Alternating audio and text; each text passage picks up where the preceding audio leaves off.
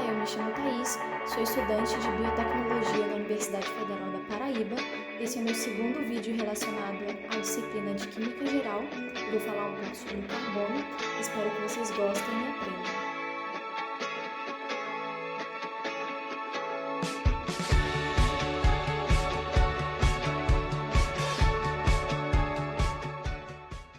Vamos começar então. A primeira coisa que a gente tem que se perguntar sobre esse elemento, quando a gente vai estudar um elemento, a gente tem que se perguntar de onde ele surgiu, tudo bem? Então, por exemplo, sabe-se que há algum tempo, no caso do carbono, que todo átomo de carbono no universo foi criado por estrelas, ou seja, foi forjado no núcleo de estrelas. Mas como que isso acontece? Bom, quando uma estrela é formada, ela consiste, inicialmente, de hidrogênio e hélio. E aí acontece que aproximadamente 90% da energia que é produzida por essas estrelas viria das reações de fusão que acontecem no seu núcleo, E aí o que acontece é que esse hidrogênio se converte em hélio e esse hélio, por meio de processos de fusão também, acaba se convertendo em carbono. Vale dizer que essas fusões não param só no elemento carbono, vai até o ferro e após isso acaba ocorrendo a morte da estrela. E por meio dessa explosão desses elementos que viajam pelo nosso universo, acabou vindo parando na Terra, tudo bem? E assim, por questão de curiosidade, como eu disse, a história do carbono através do tempo, o carbono só foi descoberto na pré-história. Tipo assim, só tem relatos da presença de carbono. Está muito relacionado à questão da descoberta do fogo também, que era possível produzir fogo. Então, o que se conhecia sobre o carbono sempre estava relacionado às brasas e à fuligem. Outra questão de curiosidade, por quesito de curiosidade também, o carbono vem de carbo, que no latim significa carvão. Então, assim, voltando ao foco do elemento, ele só foi designado apenas em 1789 por Lavoisier. Mas apenas mais tarde que ocorreu os estudos sobre suas propriedades físico-químicas, moleculares, suas interações, seu comportamento atômico. Então, passou-se um determinado tempo para que ele começasse a ser estudado de fato, tudo bem? Após a sua designação. E os nomes de destaque, que eu acho que vale muito a pena citar, um nome em específico a gente ouve falar muito no começo de Química Orgânica, que é Auguste Kekulé, e também Scott Cooper. Mas enfim, vamos adentrar um pouco mais sobre as características desse elemento. Como vocês podem ver nesse segundo slide, eu coloquei alguns pontos em específico, que ele é um não metal, e eu já citei em outro vídeo que a posição que esse elemento ocupa na tabela periódica fala muito sobre ele, e justamente ele ocupa uma certa posição que fala sobre isso. Ele pertence à família 4A, e ele é um tetravalente, ou seja, ele realiza 4 ligações com átomos diferentes, ou também pode realizar dupla e tripla ligação com o mesmo átomo. Pode até ser ele mesmo. Eu coloquei aqui também uma imagem de como é o símbolo dele, um C maiúsculo, massa atômica 12, número atômico 6. Coloquei aqui embaixo também, por questão de visualização mesmo, um átomo de carbono, como a gente pode contar, ele tem 6 prótons, e 6 elétrons na sua camada de valência. Outra questão também que eu gostaria de citar aqui, que ele se encontra sólido à temperatura ambiente. E como um membro da família do grupo 14 da tabela periódica, que é onde ele está situado, ele é um não metal, como eu já disse a vocês, e tetravalente, fazendo 4 ligações disponíveis na forma de ligação covalente. Eu deixei ali embaixo uma imagem para que vocês pudessem ver, Ele pode fazer 4 ligações simples, hibridização de sp3, 2 simples e uma dupla, duas duplas, uma simples e uma tripla, e aqui está essa imagem para auxiliar vocês, caso vocês precisem de alguma forma. Enfim, passando para o terceiro slide, eu coloquei o tópico falando sobre as diferentes hibridizações que ele pode assumir, que esse átomo assume, e isso se deve ao fato dele realizar 4 ligações, com átomos diferentes ou com o mesmo átomo, entendeu? Então é por isso que ele assume essas hibridizações diferentes, ou seja, essa diferenciação de relação espacial. Então, assim, essas interações também acontecem entre os orbitais ligantes, e isso é definido, isso define se uma ligação será forte ou ela vai ser fraca. Então, a gente tem, portanto, 2 tipos de ligação. A gente pode ter uma ligação forte e uma ligação fraca, uma ligação sigma ou uma ligação pi. A ligação do tipo sigma é a mais forte, a gente considera a mais forte. E ela possivelmente será sempre a primeira a ser realizada. Já a ligação pi, que é a mais fraca, ela também é conhecida como insaturação de cadeia carbônica. Tem um exemplo aqui para vocês no slide sobre uma cadeia carbônica. E como eu já havia dito a vocês, os orbitais aqui, ele está em estado normal, ou seja, ele não está hibridizado, e aqui ele está sendo excitado, ou seja, ele vai acabar sendo distribuído para que ele possa assumir uma nova hibridização. Ali em cima eu também achei interessante colocar um diagrama de Pauling para a gente ver como é que está a distribuição desses elétrons na camada de valência, os subníveis, né? Então eles se encontram em1s2, 2s2, 2p2. E isso é quando eles se encontram no estado normal, em estado híbrido, como vocês podem ver aqui na imagem ao lado, os elétrons estão distribuídos de maneira diferente. Agora vamos focar um pouquinho em como ele compõe a maior parte, né, de compostos orgânicos. Aqui no slide 4 a gente vai ver isso. Como que ele está na composição de muita coisa que a gente utiliza ou daquilo que a gente tem contato, né? Assim, a gente tem que entender que o carbono é responsável pela maioria desses compostos existentes. E ele está presente nos principais ciclos biológicos dos seres vivos também, ou seja, é um elemento muito versátil. Ele está presente na maior parte das coisas, em compostos orgânicos e inorgânicos também, sejam eles de forma natural ou sejam eles sintéticos. Um exemplo de compostos derivados desse elemento, né, que é natural, como, por exemplo, na composição de proteínas, na estrutura do DNA, nos minerais e ainda em combustíveis fósseis e também nos biocombustíveis. Agora, um exemplo sintético, a gente tem que pensar, por exemplo, fibra sintética, tecidos. Então, é interessante como ele pode compor muitas coisas. Falando agora de outra característica desse elemento, a gente pode ter alótropos desse elemento, ou seja, que são substâncias simples, diferentes, formadas pelo mesmo elemento químico. Então, essas características físicas, né, desse elemento variam de acordo com a sua forma alotrópica. Por exemplo, o diamante é totalmente transparente, enquanto o grafite é preto e opaco. Ou seja, um alótropo desse elemento acaba criando derivações muito diferentes e muito interessantes nas suas propriedades físicas, entendeu? Bom, vamos falar então em relação à condutividade elétrica desse elemento e desses alótropos. Apenas o grafite é um bom condutor, já o restante apresenta boa condutividade térmica, né, quando encontrado em condições de ambientes de temperatura e pressão. Bom, agora que a gente já entendeu como que esse elemento surgiu, quais são as suas características e como ele está relacionado, como a sua história está relacionada na pré-história e como ele veio parar aqui na Terra, a gente tem que começar a se perguntar onde ele pode ser encontrado, certo? E como eu disse que ele é um elemento muito versátil, a gente tem que entender, a gente já pode pressupor, na verdade, que ele pode ser encontrado na atmosfera, na terra, no mar e principalmente nos seres vivos. Então, por exemplo, nos vegetais, ele é encontrado em maior quantidade nas folhas.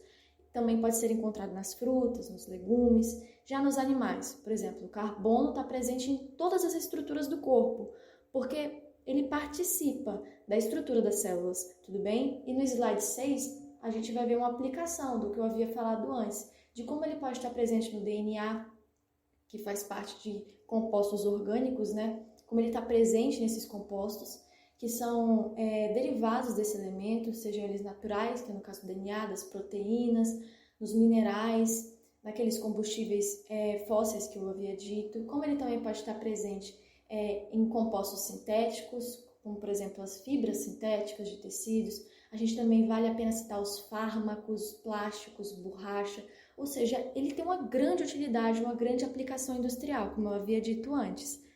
Agora, outra curiosidade, né? Como que esse elemento pode ser encontrado? O carbono, como está dizendo aqui no slide, ele também aparece ligado ao oxigênio, formando o CO2, que está presente na atmosfera, né? Então, aqui nesse slide 7, a gente vai aprender um pouco mais sobre isso.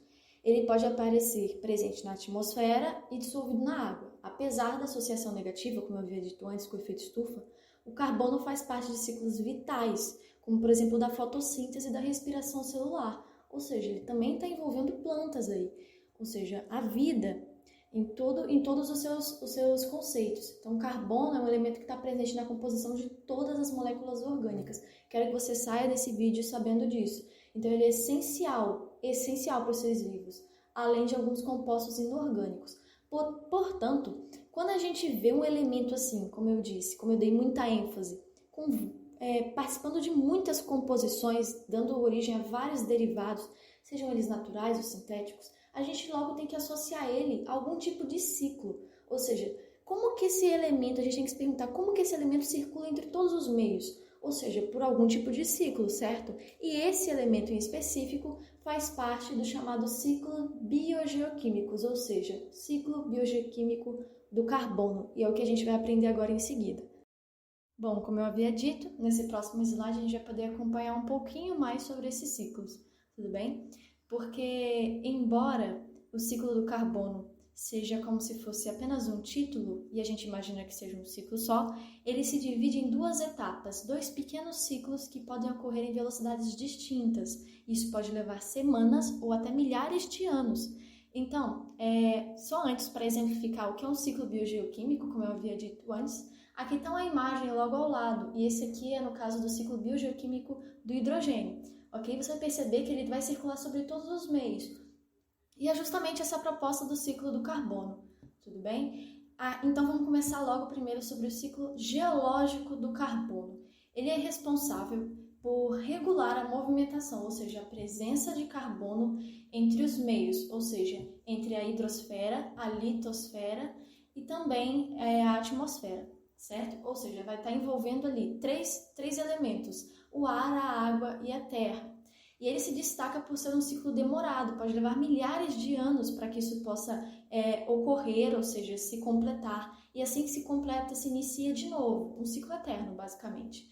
Então, o carbono, como a gente sabe, por isso, pela presença dele nesses vários ambientes, a gente já pode pressupor que ele é encontrado nas rochas, nos solos, nos ambientes aquáticos, como também nos oceanos e na atmosfera, né? A gente também, como eu já havia comentado, o carbono está presente no gás carbônico. Então, como a gente já sabe que o gás carbônico está presente na atmosfera e é solúvel em água, como eu expliquei, ocorre ali uma troca contínua entre o CO2 na atmosfera e o ambiente aquático, por exemplo, simplesmente pelo contato da atmosfera com a água. Ou, por exemplo, quando o ar entra em contato com o mar. Outra forma dessa movimentação acontece quando o CO2 se dissolve na água da chuva também. E aí ele produz um ácido, uma solução ácida no caso, que é o H2CO3. E essa solução ácida, por incrível que pareça, ela facilita a erosão das rochas silicatadas, como por exemplo quartzo, feldespato, mica. E aí o que acontece é que por meio disso ocorre um processo de desintegração dessas rochas, que é chamado de intemperismo. A gente ouve muito falar sobre isso entre o ensino fundamental e o médio nas aulas de geografia. E o que acontece é que esse processo, né, é responsável pela liberação dos íons de cálcio e de HCO3, que no caso é um bicarbonato de sódio, ou seja, um sal inorgânico. E o que acontece é que quando esses íons são levados para o oceano, eles são utilizados por seres vivos, na formação de conchas carbonatadas, as conchinhas que ficam no mar. Ou também eles são utilizados por esses seres vivos para fazer seus esqueletos, tudo bem? Enfim, essas conchas, né, após a morte desses animais, elas acabam se acumulando no meio ambiente. Disso a gente já sabe, até porque a gente acha muito dessas conchinhas por aí. E o que acontece é que quando essas conchinhas acabam se acumulando no meio ambiente, elas passam a fazer parte do sedimento no fundo dos oceanos, o qual pode acontecer após algum período de tempo, elas formarem rochas calcárias. O que são essas rochas calcárias? São, na maioria das vezes, formadas pelo acúmulo de organismos inferiores, que são as cianobactérias. E pode acontecer também pela precipitação de carbonato de cálcio na forma de bicarbonato, que foi o que eu acabei de citar, o exemplo das conchinhas. Tudo bem? Então, o que acontece é que esse sedimento do fundo oceânico participa ainda também de uma outra coisa interessante, que é o ciclo tectônico, no qual eu não vou meter aqui, mas vou dar alguns detalhes. E o que acontece é que esses sedimentos do fundo oceânico participam desse ciclo e formam um magma, que produz o gás carbônico, o qual é liberado para a atmosfera pelos vulcões, ou seja, pela erupção desses vulcões. Então, por isso que eu falei aqui, com base no que eu falei aqui, a gente pode perceber que o ciclo geológico do carbono, ele garante uma circulação desse elemento, né, entre o ar, a terra e a água. E uma coisa que é interessante, que eu devo citar aqui, que se difere do ciclo biológico do carbono, é que ele não envolve nessas etapas os seres vivos do ambiente. Então, ou seja, ele não envolve os seres vivos, é um ciclo lento e que pode durar muito tempo, tudo bem? Bom, agora vamos partir para o ciclo biológico, que é o mais cobrado em vestibulares e provas, e que acontece aqui diferente do ciclo geológico. Esse pode durar semanas ou até milhares de anos, tudo bem? E ele tem a presença de outros ciclos muito importantes, de outras etapas muito importantes que a gente já estuda frequentemente no ensino médio e também no ensino fundamental, que é a presença da fotossíntese, respiração celular, decomposição e combustão. Bom, vamos começar. Para começar, a gente tem que imaginar que esse ciclo pensando no gás carbônico que está disponível na atmosfera, certo? Esse gás carbônico, ele com certeza, como a gente sabe, vai ser absorvido pelas plantas, com a ajuda da energia do sol, num processo chamado fotossíntese. E esses organismos que fazem fotossíntese são chamados de autótrofos. Eles utilizam o carbono para a formação de moléculas de glicose, que servirão como energia para o crescimento da planta, certo? Então, olha só, esses organismos autótrofos, no qual eu já comentei, são chamados de produtores no ciclo do carbono. Depois que acontece essa fixação do carbono no seu organismo, os produtores realizam a respiração celular. E na respiração celular é que essas moléculas de glicose são quebradas e o gás carbônico é liberado novamente na natureza. Ok, então a gente já fechou aqui respiração e fotossíntese, que são os dois primeiros tópicos desse slide, correto? Então, outra possibilidade que esses organismos produtores é de liberar o carbono, o gás carbono novamente na natureza, é quando ocorre a morte desses organismos. Nesse caso, também vai haver uma liberação de gás carbônico. E isso vai acontecer durante o processo de decomposição, tudo bem? Então, assim, existe uma terceira possibilidade também, que é para esses organismos que é servir de alimento, como, por exemplo, nós nos alimentamos de seres autótrofos, os animais também. E o que acontece é que, como eles servem de alimento para outros seres vivos na cadeia alimentar, o carbono acaba entrando nesse ciclo também. Relembrando um pouquinho do que a gente conhece sobre os níveis de consumidores e tal, os produtores servem normalmente de alimento para consumidores primários, que são animais que se alimentam de plantas, ou consumidores secundários também, animais que se alimentam de plantas e outros animais. E, assim, os consumidores primários e secundários, que são aquele grupo que vai absorver o carbono dos produtores, e liberar ele na forma de gás carbônico durante ou a sua respiração ou na sua decomposição, quando eles morrem. Vale citar aqui que a decomposição é a transformação da matéria orgânica em matéria inorgânica. E nesse processo que o carbono é devolvido ao solo. Então, como eu comentei com vocês, ele pode circular entre o ar, a água e o solo por meio do processo geológico e do biológico. E ainda também há uma outra forma, por incrível que pareça, de liberação de gás carbônico, no qual a gente ouve muito falar ultimamente, que pode ou não pode ser natural, que é pelo processo de combustão. Tudo bem? Quando esses compostos orgânicos são queimados, eles normalmente liberam gás carbônico. É esperado isso deles, por esse processo de combustão. E esse é o caso, infelizmente, da queima de combustíveis fósseis que são muito utilizados pela humanidade hoje em dia, como, por exemplo, o carvão e o petróleo. E é justamente essa queima excessiva desses combustíveis que está ocasionando os desequilíbrios na temperatura do planeta que nós temos enfrentado ultimamente. Enfim, como vocês podem ver, há muitas formas de liberar o gás carbônico, certo? Que é composto por carbono. E nesse próximo slide eu achei interessante trazer um resumo sobre esse ciclo que é o mais cobrado, que é o ciclo biológico. E aqui está alguns detalhes importantes que você não pode perder nesse ciclo. Está aqui à disposição de vocês. Aqui embaixo está a pessoa que tem o direito sobre esse resumo, certo? E nesse próximo slide aqui, eu também coloquei um pouquinho mais sobre como o carbono é retirado da atmosfera pela fotossíntese e me ative somente a detalhes um pouco menores, tudo bem? Somente para trazer mais algumas informações no qual outro resumo não estava completo. E logo em seguida, eu gostaria de trazer algumas aplicações práticas de materiais que a gente já ouviu falar, que a gente já viu, ou até mesmo que a gente já teve o poder de compra, certo?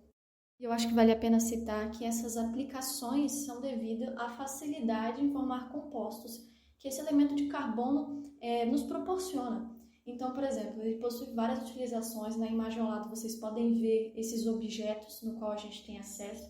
E isso vai desde usinas, a produção de energia, até a fabricação de joias, também na forma de combustíveis fósseis. E ele também pode ser utilizado para abastecer máquinas, indústrias, usinas, além de abastecer o transporte. Outro exemplo onde o carbono pode ser utilizado é na metalúrgica. O carbono adicionado a ligas metálicas de aço, por exemplo, né? E também tem o caso do carbono 14, que é um isótopo do nosso elemento ao qual a gente está estudando. Isótopos, eu só queria trazer essa curiosidade para vocês e também esse assunto, são átomos de um mesmo elemento químico que possuem a mesma quantidade de prótons, ou seja, o mesmo número atômico, mas que se diferenciam pelo número de massa. E o número de massa é composto por prótons e nêutrons, tudo bem? Enfim, ele possui isótopos, né, que por sua vez são utilizados na datação de materiais orgânicos antigos, encontrados em sítios arqueológicos, e isso é possível saber por meio da concentração de carbono 14 que tem ali. Enfim, seus alótropos também possuem diversas utilizações, como por exemplo o diamante, como eu já citei aqui antes, ele é utilizado na fabricação de joias, também é utilizado em máquinas de corte devido à sua dureza, né? O grafite também, que é um outro exemplo, é utilizado na fabricação de lápis e objetos de escrita e também na fabricação de eletrodos e de lubrificantes sólidos. E eu gostaria também de trazer um pouco mais sobre curiosidade e risco relacionados a compostos que são derivados desse elemento, tudo bem? Algumas curiosidades sobre o carbono é que cerca de 20% do peso dos organismos vivos é referente ao carbono. O carbono também é o quarto elemento mais abundante no universo. O grafeno é um dos alótropos do carbono, que é o material mais fino e mais forte já conhecido.